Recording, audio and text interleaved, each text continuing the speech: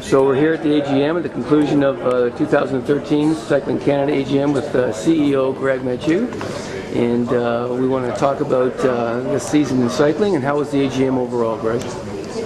Well, the year-over-year progress, I guess we have to measure in a couple of main areas. Number one, our ability to work with the provincial territorial affiliates, and of course part of what we did through our strategic planning process after London, moving into this new quadrennial heading to Rio, is to sort of recalibrate and deal with the things that didn't work and hopefully add some value into the areas that we will be able to work both in terms of our high performance plan, but also, as I said, very specifically with the provincial territorial affiliates who are here at our annual meeting. And I think the key thing is that structurally, since April of this year, when we had the money in place in order to sort of staff up and build our structure, we've been able to take a really hard look at the development area and put some more emphasis in that area. So that area includes such things as doing performance development, profiling, so that we can start to tell the provinces and territories what we're looking for in athletes as they start to move through the athlete development pathway. We're taking a much more hands-on approach with national coaching certification and trying to do outreach, because we now have a domestic program coordinator who can now go to the next level, whereas before we were sort of trapped in Ottawa.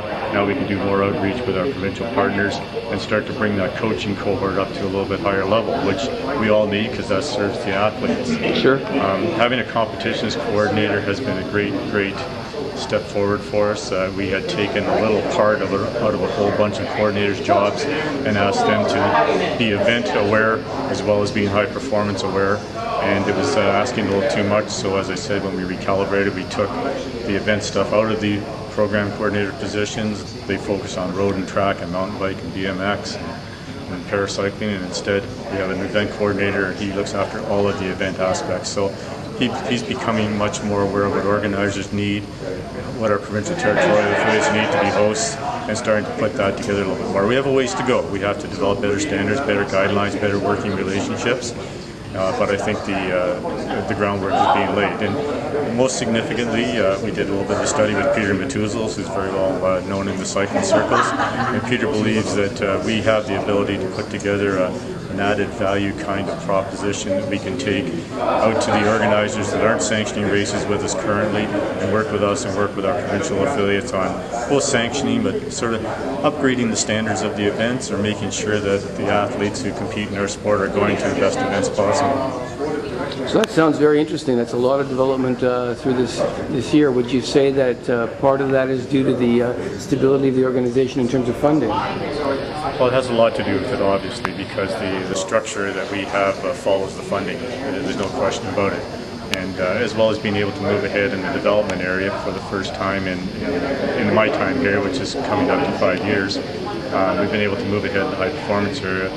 We now have development coaches in each of our cycling sports, other than BMX, which we have now hired a new head coach who's doing a great job for us and really bringing the BMX program up to a higher level.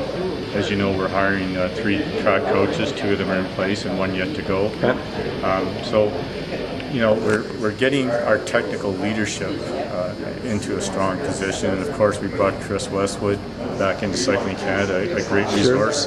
He's able to work with the coaches, work with the coordinators, and our high performance director, head coach Jacques Landry, is able to be in the field a little bit more to give more support to our coaches, more advice to them, and also start to work with the providers of sport medicine, sports science service to bridge that gap into our coaches and into our athletes. So yeah, we're taking steps forward, and I think we learned a few lessons from London 2012. We had phenomenal results in 2010, 2011, but the rest of the world came to the party in 2012, and we weren't quite up to that level. So we know we have a ways to go to get to that level, and I believe that we're putting the right structure in place to do it. Talk a bit about the marketing strategy going forward for the organization. That's always been an area that you've wanted to make some progress, and I understand you've hired a business development person going forward as well.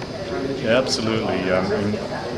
One of the things that happens in a high-performance sport organization is you get driven by the technical demands that you have to gain results and all the rest of it. But presenting the sport, presenting the values of the sport, in other words, doing the promotion that's necessary to engage Canadians and make them interested in what you're doing is very, very important. And it's always easy to say, well, rather than having a communication or a business development person, we'll send 10 more athletes to Europe for the summer, because that's a very practical, technical solution. But in the long run, if we don't get that kind of support from outside of our cycling circle and start to draw more people in, yes, we're never going to progress. So this is all about getting people that are interested in cycling but aren't in our funnel right now into our funnel. We want to be able to support them, to help them enjoy cycling. We want them to support our national team programs, our national events, and work together quite a bit more. So having a business development manager gives us a chance to really engage the industry a lot more, which we haven't been able to do. We've been doing to sort of coach the industry rather than corporate the industry. And now we have that ability to do that.